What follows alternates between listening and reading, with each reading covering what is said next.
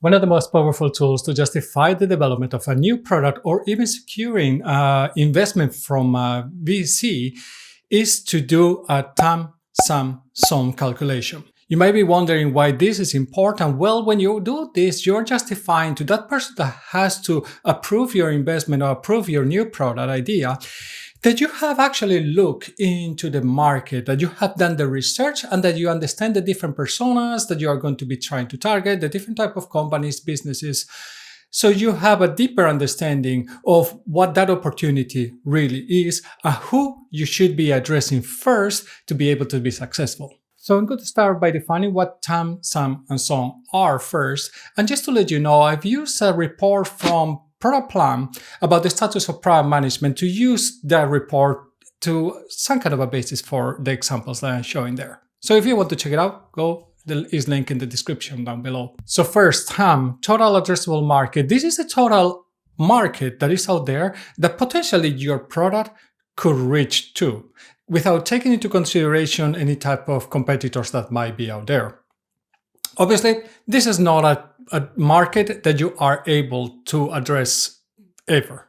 No product can do that. But it gives you a rough idea what the size of the opportunity is. So as an example, if you are building a tool for product managers, the number that you get roughly for total number of product managers out there globally is about 1 million. If you want to, you can actually put a monetary value to this total addressable market. So for example, if we think that the annual contract value for our product for product managers is $100 per year, that would mean that our opportunity, our total addressable market would be $100 million per year. Next comes SAM, serviceable addressable market. This is the one that is realistically the size of the market that over time you could potentially be reaching out to. So your product could serve realistically this market.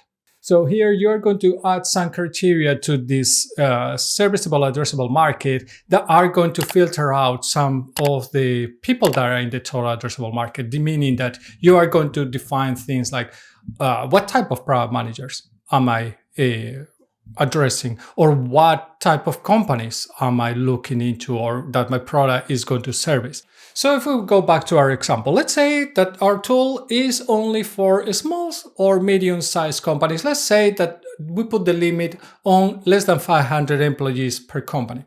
If we look at ProductPlan, it tells us that 59% of product managers are working in this type of companies. This means that the total addressable market that was 100 million, the SAM, the serviceable addressable market for this opportunity, for this product, would be around $59 million. There are often more limitations, but for simplicity, I just want to put one so it's easier to do all the calculations. Serviceable obtainable market is more like the realistic opportunity, the market size that you are going to be able to capture. I like to look at it as SAM is my long-term vision, serviceable obtainable market is my short-term vision. How much of that market realistically am I going to be able to capture with my current operation setup? So if we go back to the sample and I start to look into which countries, for example, can I do sales, can I do support, what type of languages am I supporting in my product? What is the status or what type of competition am I facing in those markets? How much share of that market they have? Are there alternatives where they don't even need a competitor and they can be using pen and paper to do their job? And once I do this study, let's say that I end up with, okay, maybe I could capture between 1 and 2% of the market opportunity. Of course, I will have to research on the data and try to understand how much of the proportion of the market I could be capturing based on those criteria. So if we look at the market opportunity that we were seeing for the SAM, now we would end up with potential or serviceable obtainable market, of between 590,000 to 1.18 million dollars, not euros. So this gives you a much better idea of what could be that addressable market that you could be looking into. And you have to consider things like ramping up sales if you don't have a sales team, especially if you need sales teams, or ramping up your promotion, ramping up your support, whatever it is that is needed is not going to be there, and it's not going to be productive from day one. You had to think about these things. There's always a curve, so it's going to take you time to get there. Some people consider serviceable obtainable market as a metric that is based on your last performance. So if you are starting with a new product, your serviceable obtainable market would be 0. So you could consider that serviceable obtainable market could be based on the sales figures that you have from the previous, let's say, period. It can be the year, quarter, whatnot. And I want to quickly mention that there's different ways of doing these calculations. There's a bottoms up and then there's a tops down approach. If we start with the top down, many people will do this kind of TAM, and I've seen it in many places, that you start with, hey, my opportunity is this 1 million product managers out there.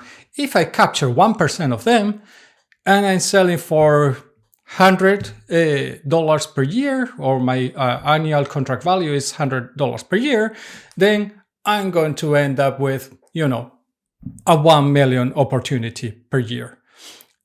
That I don't like, because it's simplifying too much and it's just trying to go quickly to say and put a number that looks kind of nice. And I'm not necessarily blaming people for doing this, but in reality, you have not done the work. You don't understand who you're targeting, what type of companies, how you're going to do your promotion, what do you need to ramp up, where are your sales, what are the languages that you support, and so on. There's so many other criteria that you had to look into. If you do a bottoms-up approach, on the other hand, you want to start from that understanding of what are you going to be able to support, what are your capabilities in your product for addressing those market needs. This is going to give you a much better understanding of what potential of the market you're going to get. So in my experience, doing a bottoms-up approach is always better, because not just because it potentially is more accurate, it maybe won't be, but it's going to give you a much better understanding of the problem and the target personas and the activities that you will have to do. So some key considerations. First of all, this is an estimate. Estimates are in many cases, best case guesstimates. So they're not really very accurate, and potentially you are going to have quite big differences from your current estimation to what you are going to be able to address. So especially if you go with a top-down approach, you might be very far off. And even with a bottoms-up approach, I think that you might be very far off.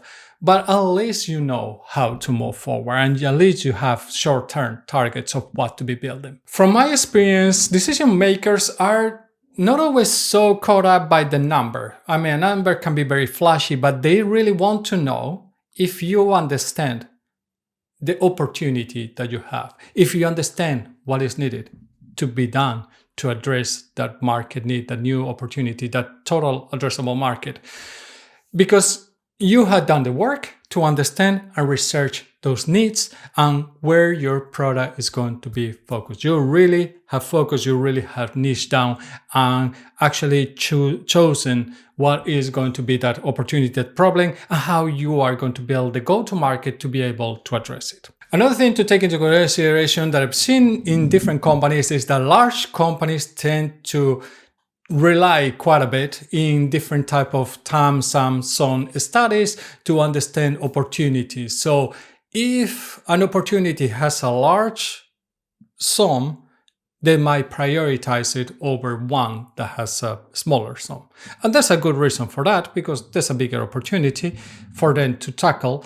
There's some pitfalls to that as well, because you might be ignoring smaller opportunities that, at least in the moment or in the beginning, are smaller opportunities because it might be a new technology, but it's a very long-term, something that is coming up in the future. So something that is going to become very important in the future. This is why many big companies have missed new opportunities. They focus too much on the short term, on the sum, and they don't look too much on what could be potentially maybe the sum or even the TAM of that opportunity on the long term.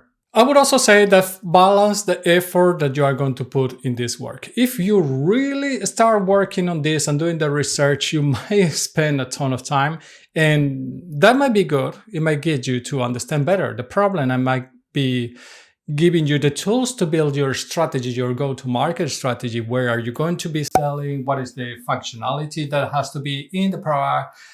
What are the problems that you're solving from your customers? What type of organization and operations do I need to be able to address those needs? But it can also be a very lengthy project, and sometimes you can end up in a little bit of a case of analysis paralysis. So try to balance it out. And there are different things that you can do to test this opportunity, like surveys and different types of MVPs, like those fake door MVPs where somebody goes and signs in for a product that really doesn't exist, or you get the idea of what the product is and then, hey, sign me up, give me more updates once this is ready. So this is something that you can use to validate and to understand better what the opportunity is, and maybe you don't have to spend so much time in doing the research. So remember, the goal is not perfection. The goal is to give you the understanding of the market opportunity and the market status at this point to make you this better or the smartest decision that you can at this point. Make the most informed decision, basically. If you enjoyed the video, give it a like, subscribe to the channel. If you want to know more about how to design a business around a product, go check out this video. I will see you in the next one. And remember, stay safe.